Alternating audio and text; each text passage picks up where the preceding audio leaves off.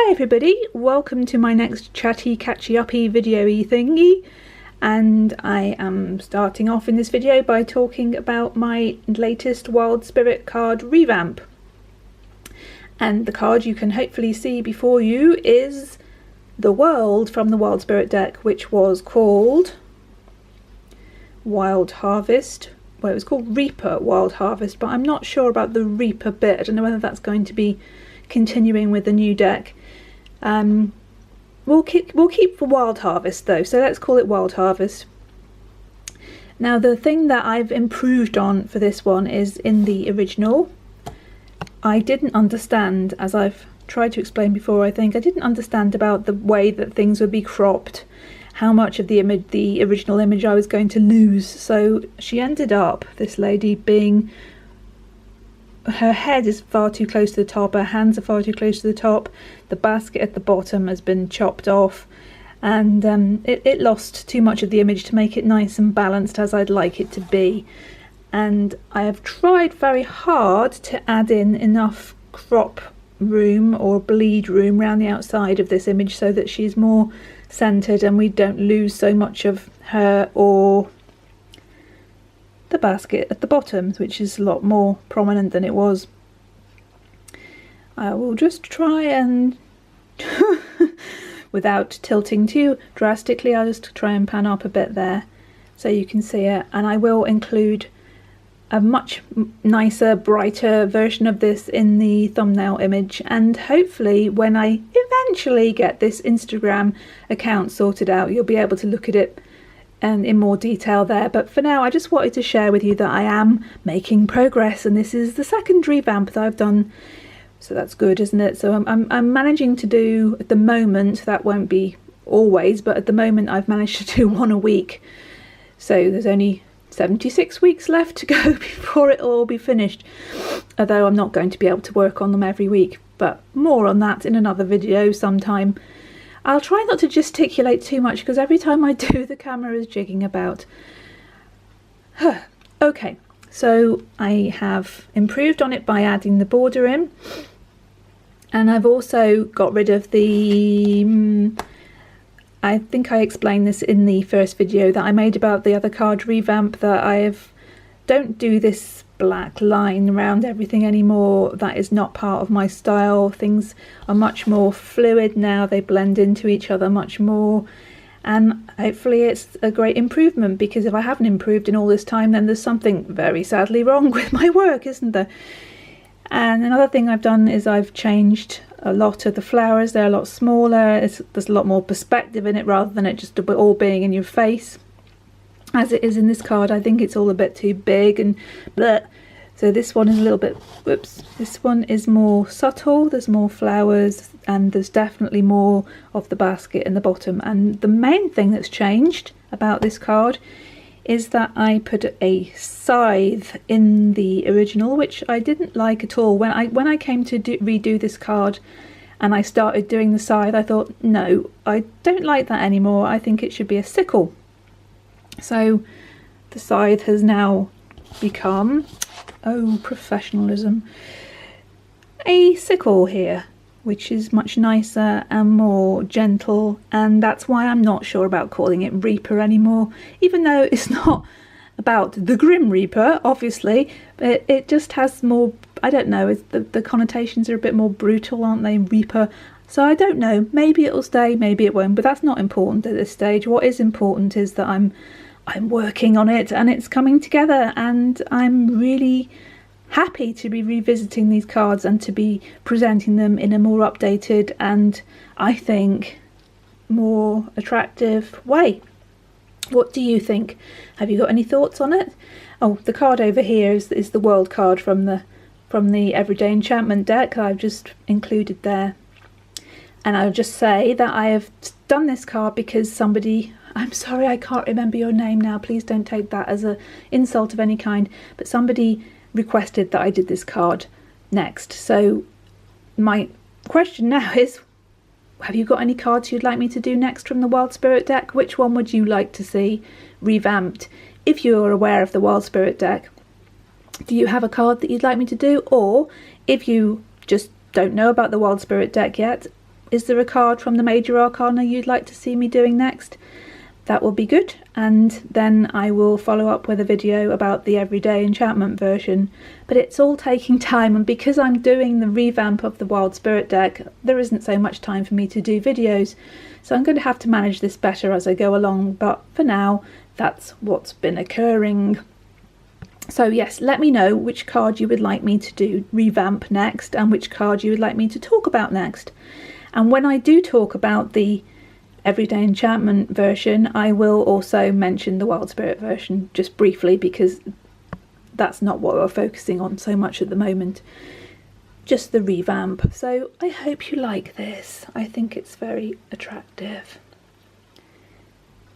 There you go, and I'm going to just keep focusing on that as much as I can while I keep talking, and hopefully it's not been chopped off and I'm not wildly gesticulating and moving the camera around. So, deep breath. What else would I want to talk about in this video? Well, something has been niggling me for a while that I'd like to talk about, and so this is it. Have you noticed yourself that 9 times out of 10, whenever one of our creature kin, one of the non-human beings, appears in a book or a film, they will die? Now, this has bothered me for years and years, and I notice it all the time. And what is very odd is when I thought about doing this video, I got this book out of the library, The Stranger Diaries by Ellie Griffiths. Now, I haven't read it yet, but I was flicking through it, and just in a marvellous bit of synchronicity, which happens so often when I'm going to be talking about something, I found this quote. Unbelievably, here it is. Animals are expendable. Now, this is a woman talking apparently at a writers group or a seminar, a course about writing. So she's talking to her students and she says, animals are expendable, I say. Authors often kill them to create tension. It's not as significant as killing a human, but it can be surprisingly upsetting. It's not as significant as killing a human, but it can be surprisingly upsetting. Why would we be surprised about the death of one of our kin? So, have you noticed this? Have you noticed in any books or films or anything that you've come across that this happens? If you haven't noticed it, then next time any creature, a cat commonly, or a dog, or a horse, or a bird appears in what you're watching or reading, notice whether it dies at some point, usually horribly, and then please let me know. Give me some feedback on that, because it's very common. It's very common, but it's one of those things that it's insidious. We just we take it for granted and we don't question it, but it really, because that is something that I am very focused on in my own life, it bothers me a lot. Another thing that happens within books and films is that a creature will appear when they serve a purpose, you know, as part of showing family life or whatever. They serve some sort of purpose to show the person is caring, and then for the rest of the film they're just completely forgotten. When that purpose is served, they've gone. So, for example, a cat. This is quite frequent. Cats seem to get a very bad deal in films and books. A cat will appear as a companion animal, and then when the people have to go away, or they have to leave suddenly, or they're going on holiday or anything, they completely forget that they had a cat. It's never mentioned again. And I'm thinking, the cat? You've left the cat behind, and yet they don't notice, because it's just not relevant. It served its purpose. And you wouldn't forget a human character, you wouldn't leave without your child, but for some reason our creature kin are just treated like plot devices or props, and they've got as little relevance as leaving behind a lamp or a table or smashing them or whatever. They're either forgotten or they're killed off. And these are our kin, these are sentient beings, our equals, and they're treated like it. In fact, people call creatures it every day. I have found myself doing it. I'm sure we've all found ourselves doing it. It's just so ingrained in society that, oh, it's doing that, or there it goes, or whatever. It's just, they're not even given a gender. They're just like a book or a shelf or anything that's not sentient and aware and conscious and like us.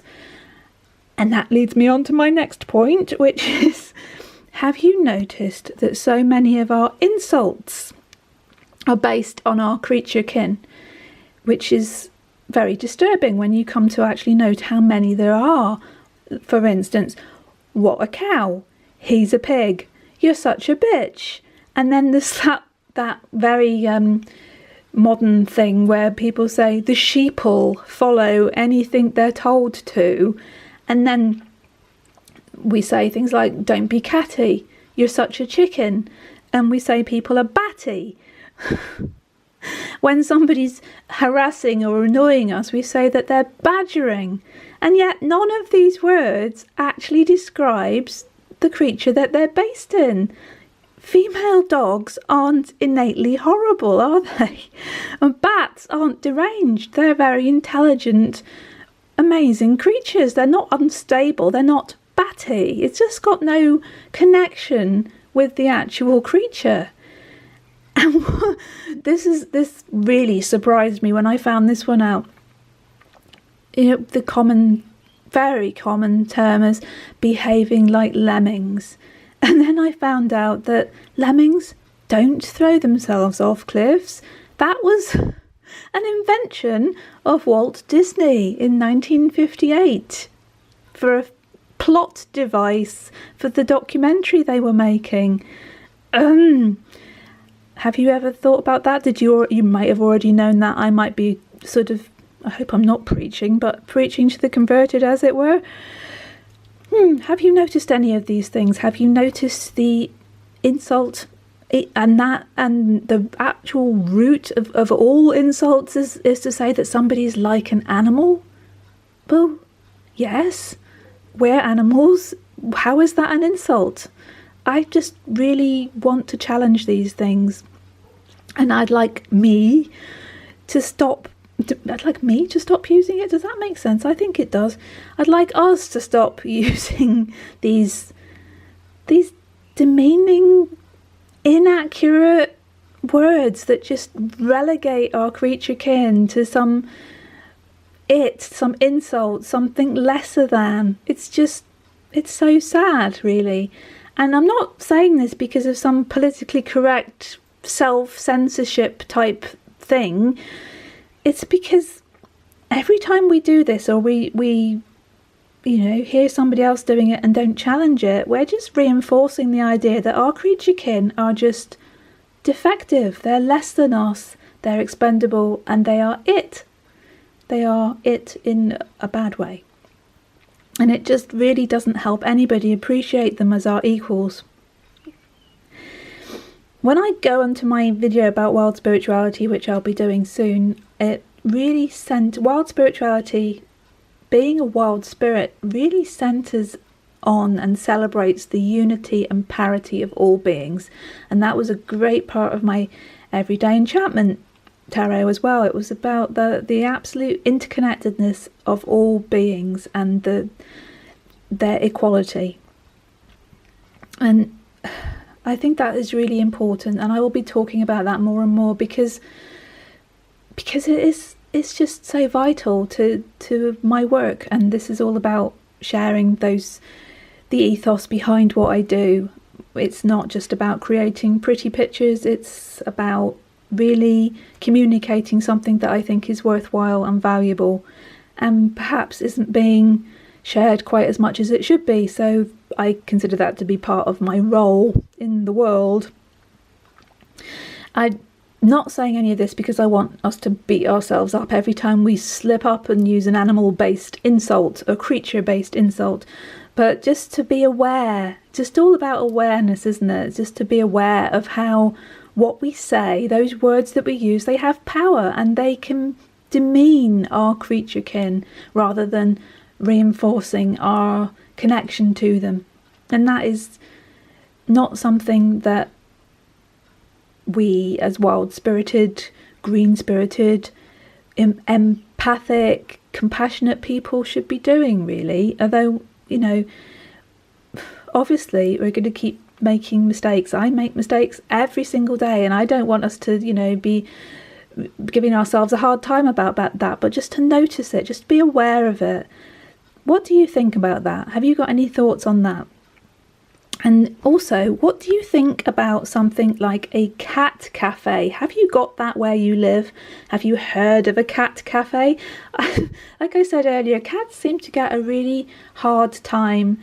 I mean, they have right through the Middle Ages of cats being considered to be demonic and burned, and cats do have a very hard time. And cat cafes, to me, I'm mentioning it because I saw one this week. It's the first time I've ever actually seen one. I didn't go and look in it, I just saw that it was a cat cafe, and it made me incredibly sad, because they're not there for our enjoyment, are they? I mean, maybe you could tell me whether you think cats are getting something out of that, but to me it's just another way of it's like treating them like a doll or something that's just there that we can play with. And to me, a cat, having lived with cats for many years, sadly not at the moment, but having lived with them, cats find any sort of change and any overwhelming situation with too many people and too much going on, they generally, although you can't say about all of them because they're all very individual, but generally cats don't really enjoy that sort of thing. They don't enjoy being continually on display or handled or given circumstances that are complete, they're changing all the time. They don't like uncertainty. They're very routine as a rule. Not all of them, because again they're very individual, but I don't think that cats would really appreciate that. What are your thoughts? I really would like to know. I'm just doing these videos because I enjoy sharing with you and just generating some ideas that we can discuss, really, because it's really helpful to me to know what you think. And also, before I finish, I would really like to know, where are you? If you are kind enough to leave a comment, which I really hope you will, please leave me a comment, even if it's just anything. Well, not nasty, please don't leave me a nasty comment, but if you've got anything constructive to say, even if it's a one line or a couple of words, please do. And when you do, can you tell me where you are? Because I've been really lucky to hear from all these people in previous videos, and I don't even know where you are. Are you in Britain? Are you in America? Are you in Japan? I have no idea. Can you tell me where you're from? Because that will be just so lovely to know that I've reached people in other parts of the world. So please do, if you can, tell me where you're from, and also just let me know what you think about what I'm doing. Is it any good? Is it helping you? What would you like to see next? Which wild spirit card would you like me to redo next and talk about with the everyday enchantment deck? Please let me know. Please, I don't want to just be speaking into the ether for my own benefit. That is not what this is about. I want to hear from you. And if I can help you in any way at all, please let me know. I will do my very best, because I am so appreciative of all your support, and I want to give you anything that I can back. And if it's within my ability to do so, I really will. So let me know. Right, I am going to shut up now because I have probably exhausted you and myself quite enough. I'll just give you another view of this card, which I can't even remember whether I said at the beginning now. But when I do the thumbnail, there will be a much nicer version of it, because when I do videos, the colours tend to get very bleached out for some reason. I don't know why. I haven't got enough expertise to know, but the colours do not represent the actual artwork that I'm showing you, unfortunately. So yeah, what was the point of that? Yes, when I do the thumbnail, there'll be a clearer, brighter image of it, and also when I have an Instagram account, when I can finally get that together, because I am just doing too many other things, like working on these to get things together, like Instagram. But when I do, maybe even this week, there will be nice clear images for you to look at, and that will be a good thing, because as I have mentioned previously, I have not got a functioning website. The website you can see still, I think, is defunct. I cannot upload to it. It is completely out of date. So Instagram for now, until in the future I can get a new website, which is not happening at the moment. Instagram will be the place where you can see nice, clear, bright images of what I'm doing. And now I've said that, I realise how important it is, so maybe I should stop doing this for a few days and get on with that. Anyway, thank you so much for joining me for this whole 20 minutes of me going on, hopefully about something worthwhile, and thank you, and I just send you lots of love, and please take care of yourselves and of all other beings you encounter, because as I've been hopefully trying to gently point out in this video, we are all one, we are all connected, and our creature kin are just as important as we are, and I want us to look after every being we encounter. So that's me. Goodbye for now. Please join me again soon. I really appreciate it. Lots of love. Bye.